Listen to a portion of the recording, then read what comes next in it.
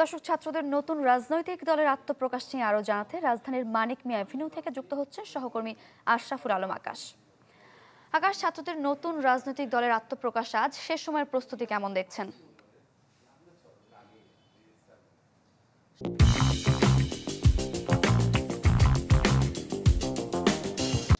মূলত জুলাই আগস্টের যে গণ অভ্যুত্থান, সে গণ অভ্যুত্থানের পরে রাজনৈতিক দলগুলোর মধ্যে অন্যতম আলোচনার একটি বিষয় ছিল, সেটি হচ্ছে তরুণদের আসলে নতুন রাজনৈতিক দল নিয়ে।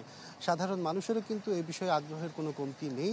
সেই হিসাবে বলা যায় গত কয়েকদিনে কিন্তু এই বিষয়টা অনেকটাই পরিষ্কার হয়ে গেছে। নতুন দলের নাম কি হতে যাচ্ছে, কারা নেতৃত্বে থাকছে, আর সেই সব কিছুর অবসান ঘটতে যাচ্ছে আজকের দিনের বেলা ৩টায়। নতুন যে রাজনৈতিক দল, সেই রাজনৈতিক দলের নাম ইতিমধ্যে সবাই জেনেছে, জাতীয় নাগরিক পার্টি। আর সেখানে নেতৃত্ব দিচ্ছে সম্প্রতি যে উপদেষ্টা নাহিদ ইসলাম পদত্যাগ করেছেন, তিনি থাকছেন আহ্বায়ক হিসেবে, আর আক্তার হোসেন থাকছেন সদস্য সচিব হিসেবে। এই দুজনের নেতৃত্বে মূলত আরও বেশ কয়েকজনের নাম আমরা ইতিমধ্যে পেয়েছি। সব কিছু মিলে বলা যায় আজকের দিনে যে আত্মপ্রকাশ, সেই আত্মপ্রকাশের সার্বিক কার্যক্রম কিন্তু সকাল থেকেই আমরা দেখতে পাচ্ছি যে শেষ মুহূর্তের যে প্রস্তুতি, সেটি কিন্তু এখন চলছে। এখানে দর্শক গ্যালারি যেটি, সেটিতে কিন্তু অনেকগুলো আমরা এলইডি স্ক্রিন দেখছি, যেন কারো কোনো ধরনের সমস্যা না হয় দেখতে।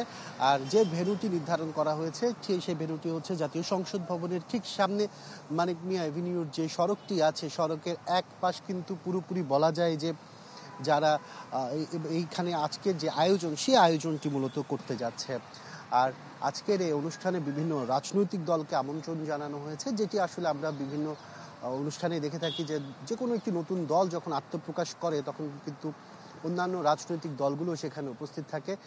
আর সেই হিসাবে কিন্তু আজকে অন্যান্য যে রাজনৈতিক দল, সেই সব রাজনৈতিক দলের নেতৃবৃন্দও কিন্তু এখানে আসবেন। এখন দেখার বিষয় হচ্ছে আসলে দুপুরে যখন আনুষ্ঠানিকভাবে এখানে এই দলের আত্মপ্রকাশ অনুষ্ঠিত হবে, তখন আর কোনো নতুন চমক আসছে কিনা, অথবা তখন নতুন কোনো ঘোষণা দিচ্ছে কিনা, এটি এখন আসলে অপেক্ষার বিষয়। আকাশ, ধন্যবাদ আপনাকে।